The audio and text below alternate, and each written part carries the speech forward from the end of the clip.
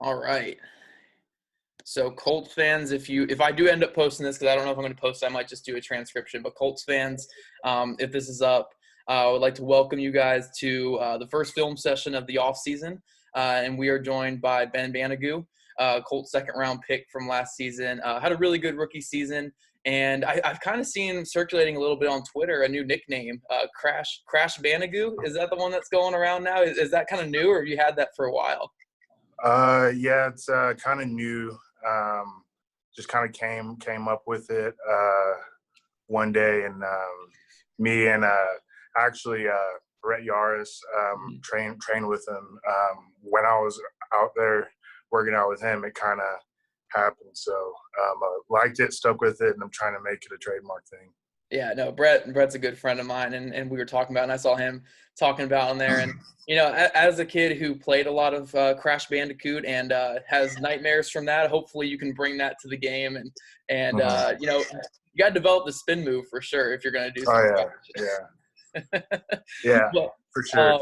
yeah, we are here today talking some film here with Ben Banogu, and I thought he had a really good rookie year.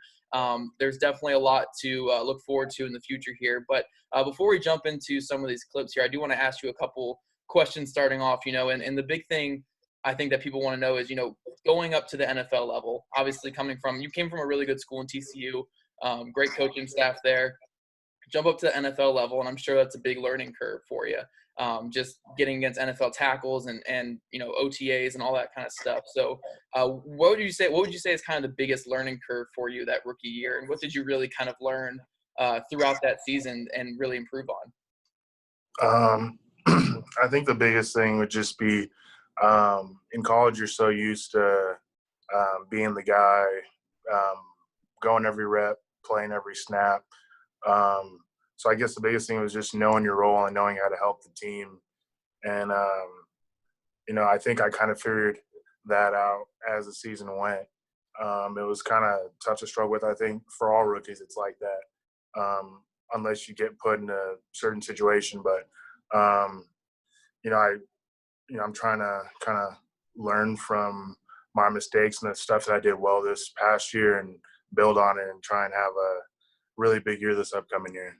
Yeah, definitely. And I know that's a big priority this offseason, not only for you, but also for the Colts. I mean, they brought in Brian Baker. They just hired him to be the defensive line coach. And this is a guy who, is super experienced, from the college game to the NFL game. He's worked with Von Miller, Ryan Kerrigan, Julius Peppers, a lot of guys in the college level as well. So have you – I'm sure you've talked to Baker and such this offseason so far. What's your impression of him as of right now? Actually, yeah. So the first time I met Coach Bake, I flew up to Indy. This was back when you could still travel and everything, and before everything kind of went downhill. But I was up in Indy and I was training with Robert Mathis, and I was in the weight room. I think it was like the morning time. I kind of ran into him, went into his office, talked to him. I thought it was going to be like a 30-minute conversation, just saying hi, introducing yourself and everything. Turned into like an hour and a half kind of deal, and watched a little bit of film, talked about kind of the stuff that he values and what he wants to bring to the table. And I'm really excited for it. Seems like a really good guy, even better coach, and even with the Zoom stuff that we've been doing, and how difficult it is to kind of process as fast as we did whenever it was face-to-face meetings on Zoom. He's still able to knock out those things. So it's pretty cool. I know the guys like him right now, and we're just kind of all excited. Right now we can't really get on the field and work with each other, but when that time comes, I know we'll be ready to go. Oh yeah, for sure. And I'm sure you guys are all ready to get back out there and definitely get with your new coach here. And like I said, Baker has this great track record of developing guys, getting guys to that next level. From your early conversations with him, are you kind of feeling like, okay, this is the guy who can take my game to the next level and really help this team? I think to answer that question, I think that really kind of falls on you as a player, as a person. Like, if you want to get better, if you want to achieve what you want to achieve, just because we have a new coach doesn't automatically mean that everything's going to go great and smooth. You still kind of have to do everything as a player, but having a guy like him, I think it definitely helps. Awesome. So the main part of this interview today is going to be breaking down some clips from your rookie year, and I'm sure you didn't play as much as you wanted to your rookie season. I'm sure every rookie can say the same thing, though. That first year is definitely getting your legs under you. So the snaps that you did play, though, you were really productive. You had a really good stretch halfway through the year. I think the Denver game, the Pittsburgh game, you were really causing havoc back there and really hit your stride. But I want to kind of go through some of these clips here, and we're going to start with this first one against the Falcons. If you can see that one right there, it's it's a draw play up the middle, and you're able to cross the tackle's face and get inside for the tackle for a loss here. And from talking to people who are close to I'm good friends with Brett. I know you've been working with him for a while. He actually told me after the first game against the Chargers, that night of that game, you were already watching film on Jack Conklin and Taylor Lewan the next week and stuff. So I know that film preparation is huge for you.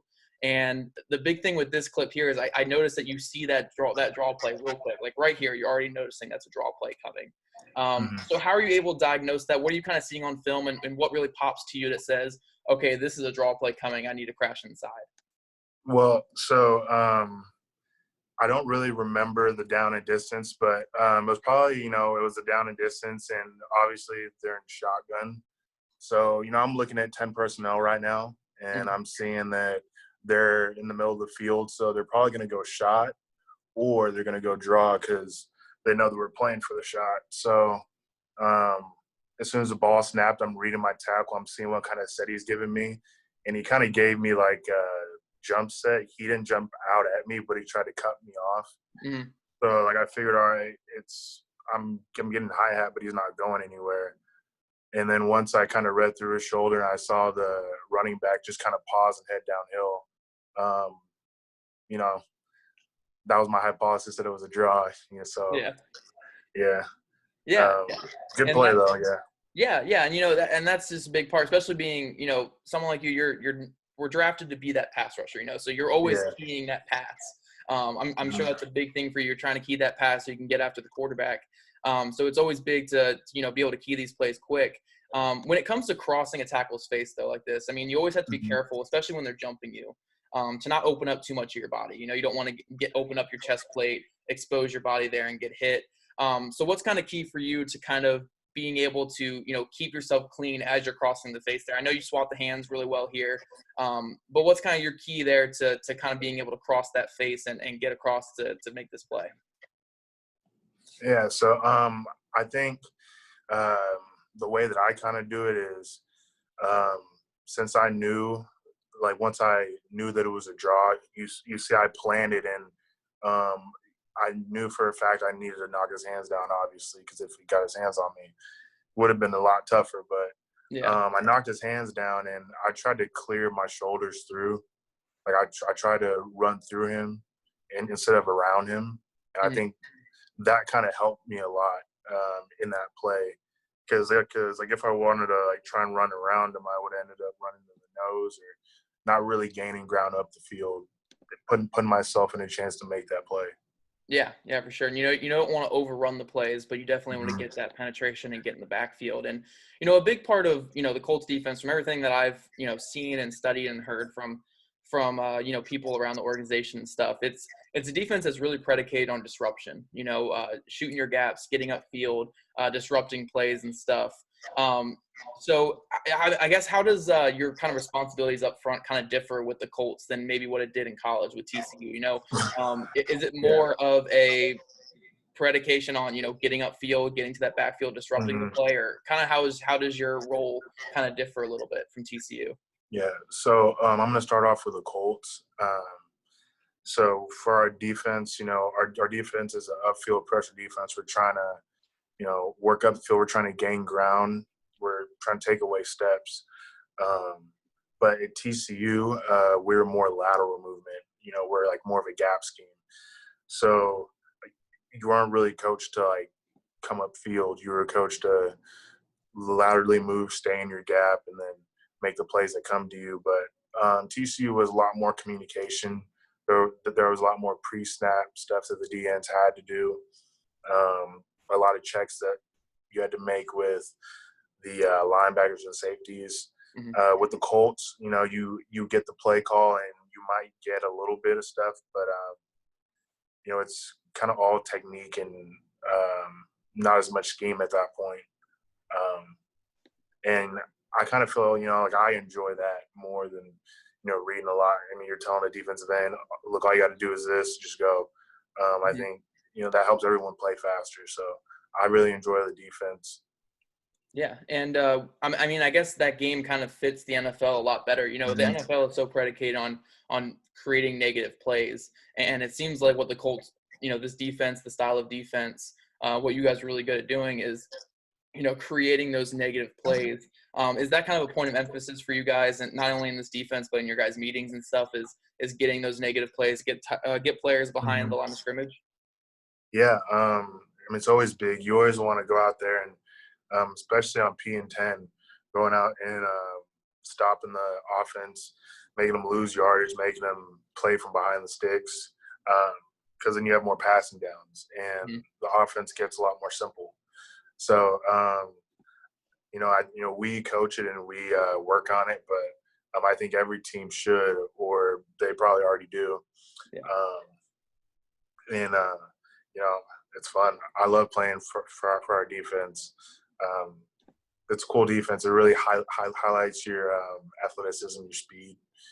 Yeah. Um, yeah, That's why they draft those athletes like you coming out and stuff yeah, like that, and you and Turay, and trading for DeForest Buckner. I'm sure it helps having all those elite athletes there. And oh, speaking of yeah. Buckner, just kind of throwing it out there, what do you think of that trade and getting him here in Indy, and you get to play alongside one of the best defensive tackles in football?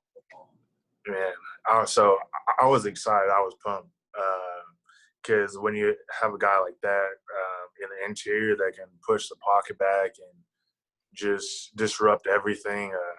It just makes the defensive ends' jobs more easier. You're not getting double teamed. You're not getting the slide. He just does a lot Hmm. for the whole entire group. He brings a lot to the table. I know he's excited that he kind of gets to showcase his stuff in Indy.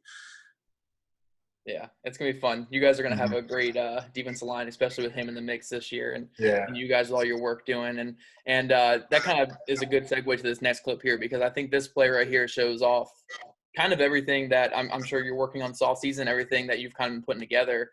Personally, I think this is your best overall rush of the year, and unfortunately, it didn't count because of I think it was a bogus call. I think in the end zone or something, they called a holding or something. But this rush is excellent, and it's great because I know that something the Colts really want to do is they want to get you in that wide nine stance a lot. I know every defensive end wants to be in that wide nine stance because you can kind of just come downhill with an angle with a great jump and have this clean rush. But here it's just perfect off the edge. Here you get a great jump. You get around, you dip, you hook that arm right there, which I know is a big point of emphasis with your kind of training and stuff. And then you're able to turn the corner and get that sack. But I do want to kind of focus on that hook in the arm right there because it's just so important. You swap the hands there, quick swat, and then you're able to hook that arm underneath. How important is it to hook that arm when you're kind of turning that corner to get to that quarterback?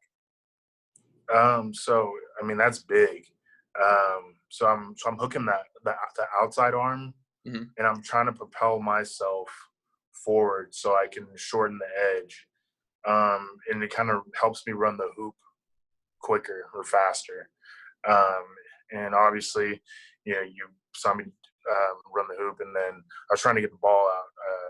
Didn't get the ball out. Wish I did, but yeah, that was mainly the biggest thing. I think the swipe was just more eye wash Hmm. because I do the swipe a lot, and guys kind of look for that. So I wanted to give him something so he could shoot his hands, and I was really just attacking that outside shoulder, knowing that I potentially could get chipped. When I didn't get chipped, it kind of all worked out. So Yeah, for sure. And big yeah. thing I like asking, pass rushers. I mean, I've talked to tons of pass rushers in this last class and in the class before.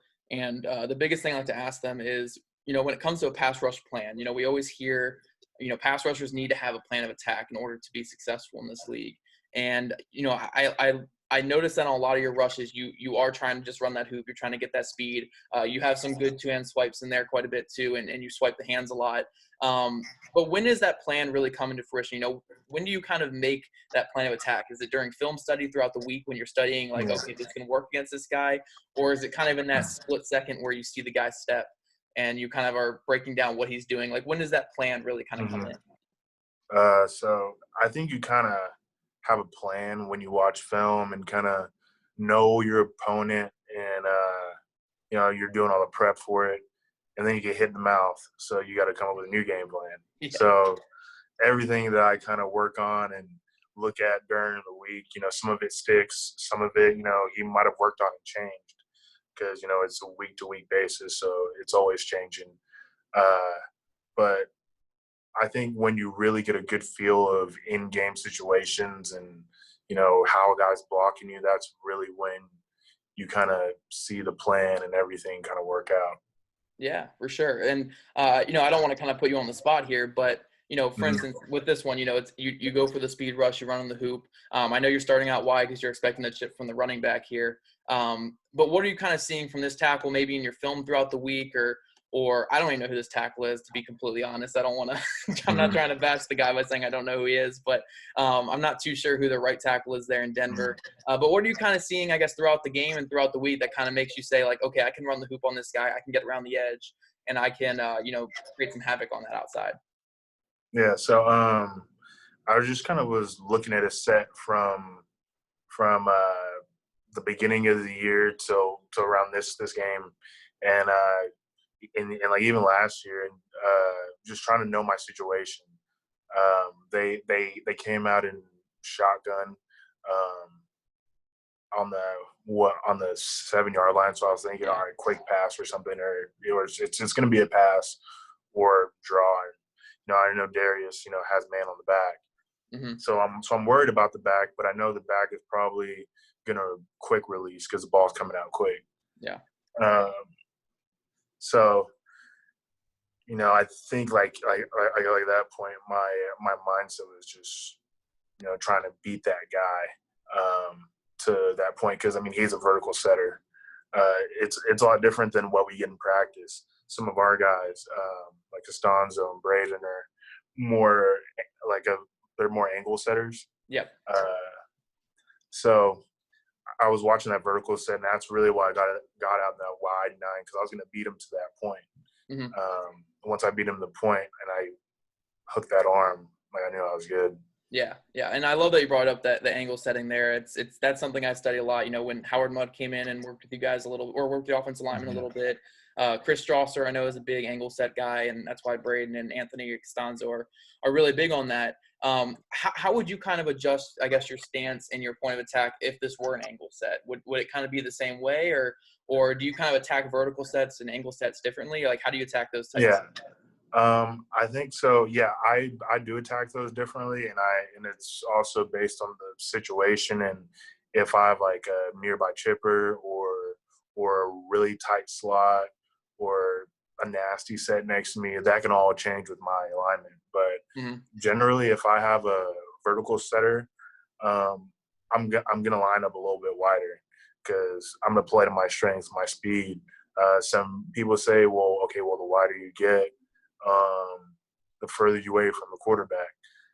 But you play defensive end, and that guy plays tackle. Generally, who's more athletic. Yeah. So I think that helps me against vertical sets and against angle sets. I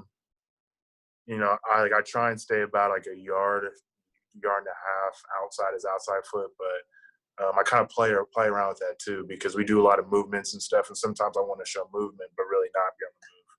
So it really depends. Yeah. How much does it help going against those type of tackles, though, in practice? Costanzo is one of the best in the league. Yeah. Braden's a tank. I know Braden's a complete tank, and I'm sure he's tough to play. So how tough is it going against, not only two really good guys in practice, but also kind of athletic freaks too? I know Braden Smith, for instance, is an athletic freak. So how much does that help your game going against those guys? Yeah, so like anytime I get to go against them, like, that's my game day, because I personally, like, it's my personal thing that I think that we have the best O-line in the league, and paired with the two best tackles. So I love going against those guys. Costanzo, if it doesn't work, I'll just walk up to him like, hey, man, like, look, why didn't this work? And he's like, well, and he gives me, like, everything. So I'm like, all right. Braden, it's more since, like, he's kind of young like me, too. We kind of work off each other. And he's been a real big help this past year, too, because I did most of my rushes against him during the like practices and stuff. So going against those guys is good. They always give me good feedback, and I think it kind of helped me throughout the year. Yeah, no, I'm sure. I mean, again, when you're going against the best offensive line every day in practice, it can only help.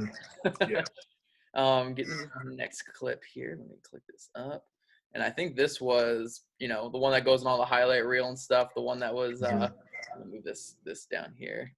But this is your, your big strip sack against Joe Flacco to end the game here. And, it's a huge play. Obviously it's not, a super, super clean rush, but at the end of the game, you're reading that contain. You're not trying to let him get out and make these type of plays where he can step up, to the line of scrimmage and make a play. So, I mean, I guess, after the game, how did it feel, getting this game-ending sack? It's kind of your rookie moment, how did it feel kind of getting that big moment to end the game? At the moment, it felt awesome. It felt great. When I got back in the locker room, Coach Wright, he reminded me that I got to find the ball. Yeah, you got to stand up. So, no, it was definitely fun. But, with time and more times I make plays like those, I can get a strip sack recovery or strip sack, take it to the house. Yeah. But no, it was definitely fun. Yeah, like you said, it wasn't a clean rush. I knew I was probably going to get chipped with. I think Fant was hugged inside and Y off.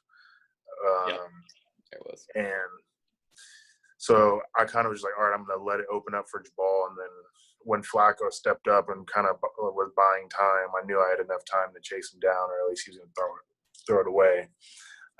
Those are kind of one of those things where like D linemen like go to sleep dreaming about, quarterback never sees you. So, I mean, it was cool, it was fun, but next time I'm gonna find the ball and jump on it or something. Yeah. I mean, it's a good snapshot, good for the pictures there, getting the hand up there. But I completely get Coach Reich saying find the ball. That's such a coach thing to say after that after a big win. Find the ball. Yeah, he was definitely happy for me and everything. But it was just a quick reminder. Yeah, no, I get it completely. And the other thing I really want to highlight with this play, because again, it's just a really cool play to kind of go back and see. It's definitely your highlight moment of the season. Ending a game is always a defensive lineman's dream. Ending a game and making that big play. But the one thing that really stands out here is, just your overall athleticism. From the snap, that burst off the line that you get up field, and then just being able to close that ground on Flacco. I'm not saying Flacco is a burner by any means, but being able to close the ground on him and make that play. I know the Colts drafted you. A big reason why they drafted you is because of that athleticism. But how big is that for your game, and also how big is it kind of in everything that you like to do on the outside? Having that natural athleticism and kind of building off that to be successful. Yeah. So, from the very start when I first started playing football, I didn't really have a lot of technique. I was really raw.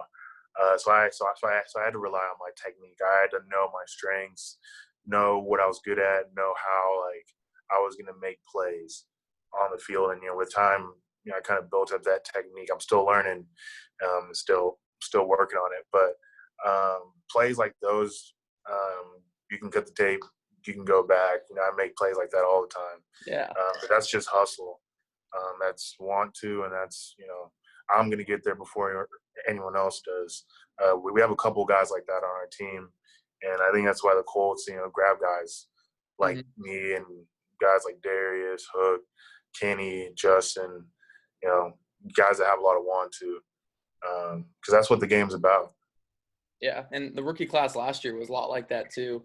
You and Rock and Kari Willis, Flavio Carrick. I mean, just so many of those guys who are, not only athletic, but also can hustle and make plays like this. Mhm. And yeah, no, I think, it's big having athleticism as that starting point. And going to the NFL, this was your rookie season. I'm sure you learned a ton of technique at TCU, and you were under a great coaching staff there. But did you kind of feel like you had to kind of relearn technique all over again when you got to the NFL? Because again, you're going against the top of the top, the best players Mhm. in the world at football. Did you kind of feel like that, I guess, that raw player again, like you probably felt, in high school or even early college? Um, I I think since TCU was so multiple in the defenses that we could put out there, I was Mm, kind of prepared for everything schematically, like in terms of lining up how to play a certain technique. Like wasn't foreign to me.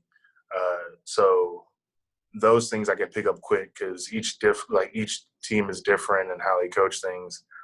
Um, so learning their technique wasn't the hard part.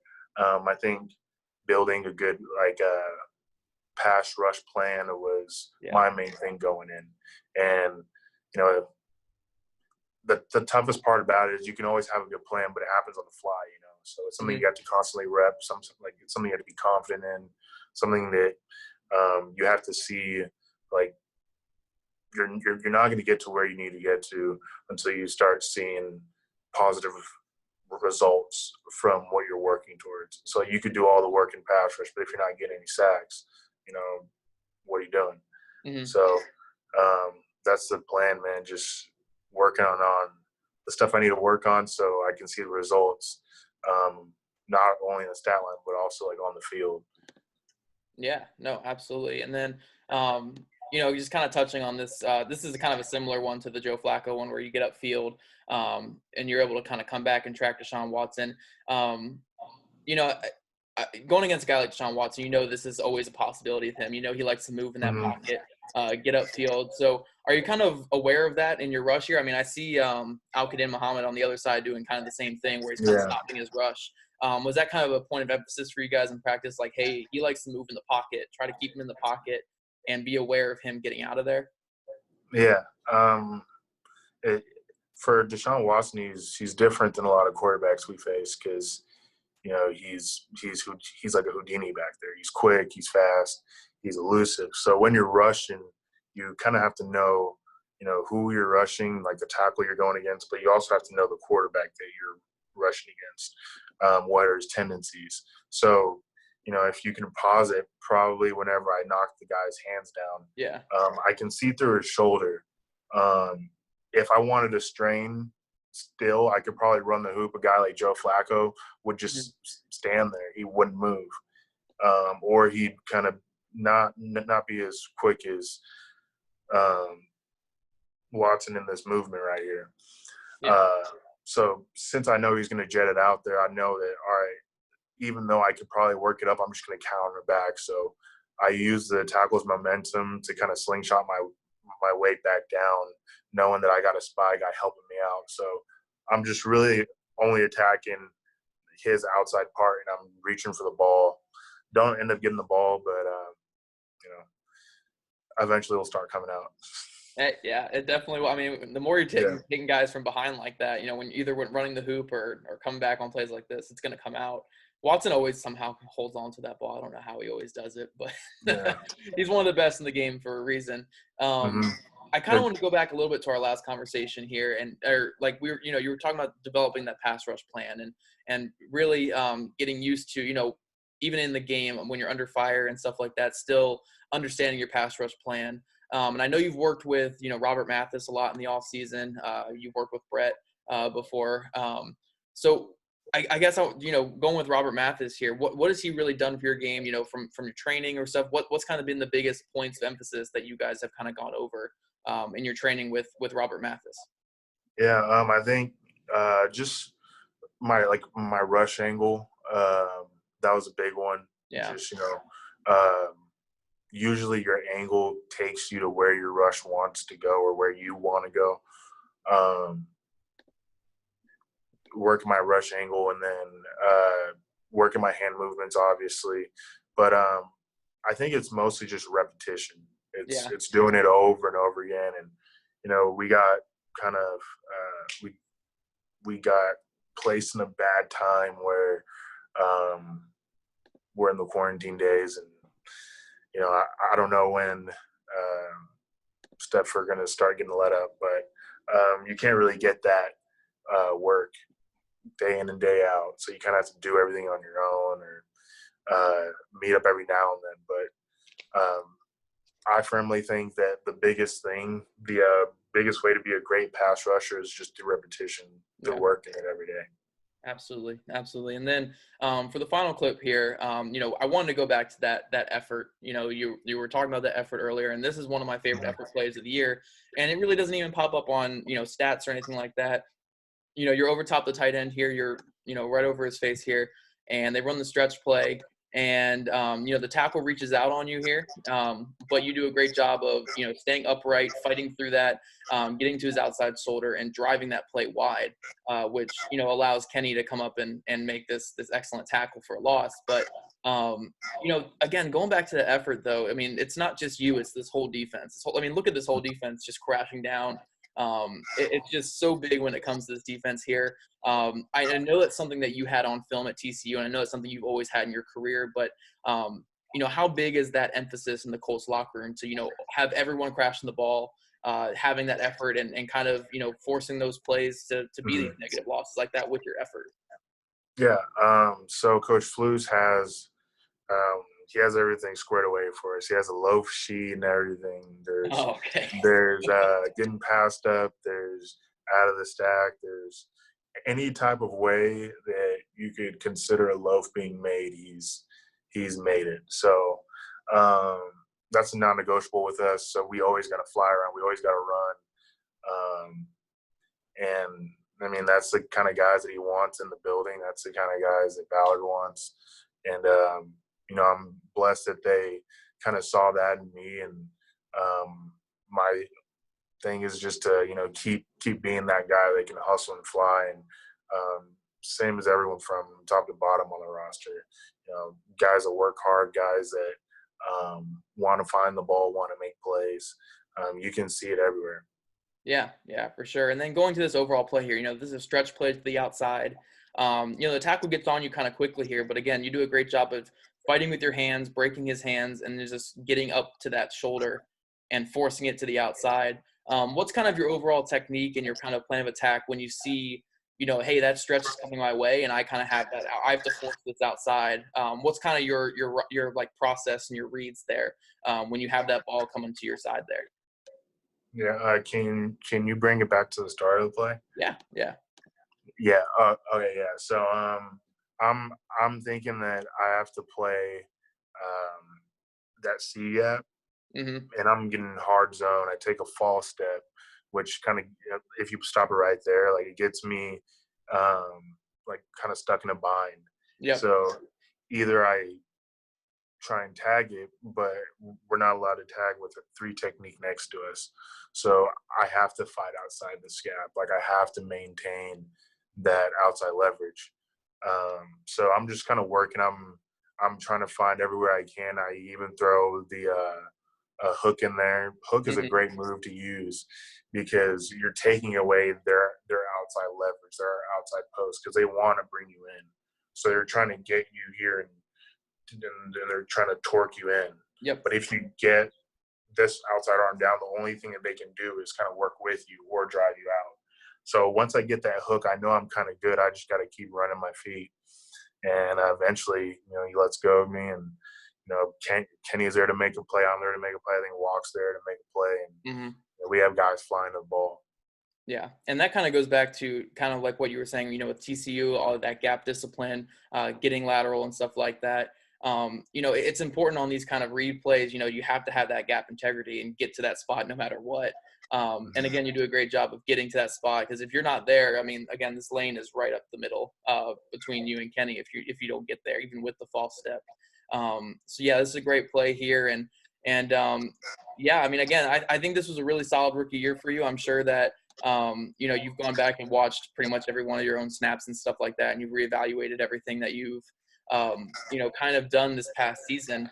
So kind of conclude this here and kind of send us out. I do want to ask you, you've been doing a lot of training this off season. I'm sure you, again, like I said, you've been looking at the film. What can Colts fans kind of expect going into this next season? I know it's kind of crazy with all the COVID stuff like that, but what can they kind of expect from not only the Colts this year, but also kind of from your game and what you're trying to accomplish this next season? I would say that historically speaking, I've always had a good bounce back year, a good year too. Whenever I went to ULM to start off my career, I was, I was redshirted my freshman year, and I was all conference that year, and ended up going to TCU. I had to sit out a year, and then the first year I could play again, I ended up doing my thing, and last year was my rookie year. So, it's a strange thing. I always end up coming out and busting out on the scene. I don't know how I'm gonna do it. I'm just gonna do it. So I don't want to make any promises, but expect big things. Expect a guy that's gonna come in, that's gonna work hard, that's gonna be a team guy, that's always gonna try and be the first one around the ball, that's always gonna try and make a play for the team, and is gonna be someone that you can rely on, that's gonna do their job, someone that you can trust. And I think that goes a long way in the grand scheme of things. Usually, when you find guys like that, they're usually the top dogs on their teams. Awesome. And I guess one more question to kind of end this here. It's kind of a fun one. You guys are going to have a pretty fun defensive line. Danico Autry, DeForest Buckner, Kemoko Turay, Justin Houston. I could keep naming guys here. There's just a lot of talent up front. Have you guys picked a nickname yet for your guys' defensive line? I know that's always the fun thing to do. I mean, you guys have a nickname yet? You guys have been talking at all about a nickname or anything? So that's out of my jurisdiction. I'm just a second year guy. I can't say I'm just a rookie, but I'm just a second year guy. So I'm not gonna make any names or anything. I'm gonna let Justin and D-Buck and them do that. But I know Turay and I have the 57-52 what a do job, so Rob kind of made that one. It was kind of corny, but we ended up liking it. So it's 57-52 what a do. So hopefully we can make it work, and you'll be hearing that a lot more often this season.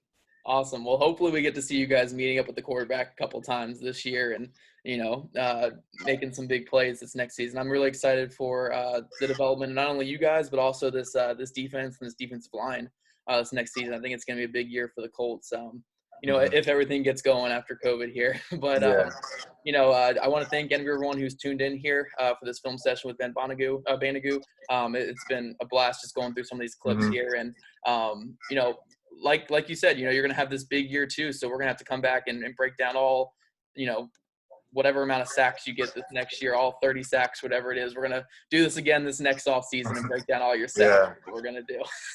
Yeah, for sure, man. Colts fans, be on the lookout for Crash Bandicoot and the Dragon.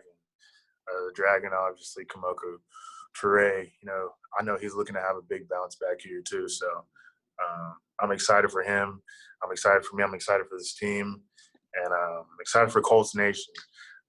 We have the best fans out there. So I can't wait to see them pack out Lucas Oil. Yeah, definitely, man. Definitely. Well, we will end it with that. Okay. Awesome, man. Awesome. I think – oh, wait.